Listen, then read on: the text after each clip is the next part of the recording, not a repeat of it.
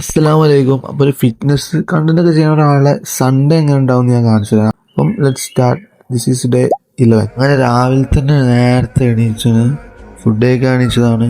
എന്നിട്ട് നേരെ നമ്മൾ ഫുഡ് കഴിക്കാൻ പോയി. അപ്പം എന്നത് ഫുഡൊക്കെ ചെയ്യാൻ കേട്ടോ. ഫുഡൊക്കെ എണീക്കാനൊക്കെ ഒരു മടിയാണ്, പക്ഷെ എണീക്കണമല്ലോ. പിന്നെ നമ്മൾ നേരെ കിടന്ന് പിന്നെ നമ്മൾ ഉമ്മൻ്റെ വീട്ടിൽ പോയി അവിടെ നിന്ന് നോമ്പറേനി. അപ്പോൾ ഫുള്ള് അതിൻ്റെ പണിയിലായിട്ടോ. നമ്മളിപ്പോൾ അങ്ങോട്ടാ പോകണല്ലോ. അറിയില്ല, നമ്മൾ കസാല എടുക്കാം. എന്താ പരിപാടി? നോമ്പിച്ചോറാണ്. കിച്ചണില് ഫുള്ള് പൊരികളും കാര്യങ്ങളൊക്കെ പൊരിച്ചോണ്ടിരിക്കുന്ന ടൈമാണ് ഞാൻ അവിടെ പോയി നിന്നതിന്. കസാല കിട്ടിയില്ല. കസാല ജോയിന്റ് കേട്ടോ. ജോയിന്റ്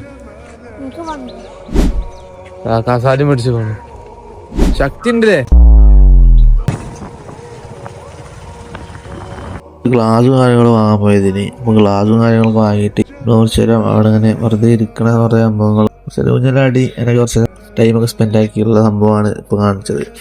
ഇതാണ് നമ്മൾ നോമ്പെടുക്കുമ്പോഴുള്ള ഫുഡ്. അങ്ങനെ നമ്മൾ നോമ്പെടുന്ന് പിന്നെ നമ്മൾ നേരെ നിസ്കരിക്കാൻ പോയി. പിന്നെ വീട്ടിലെത്തിയപ്പോൾ ഞാൻ ടയേർഡായിരുന്നു. പിന്നെ നമ്മൾ നേരാണ് കിടന്ന്. അപ്പം അത്രേ ഉള്ളൂ. Good night.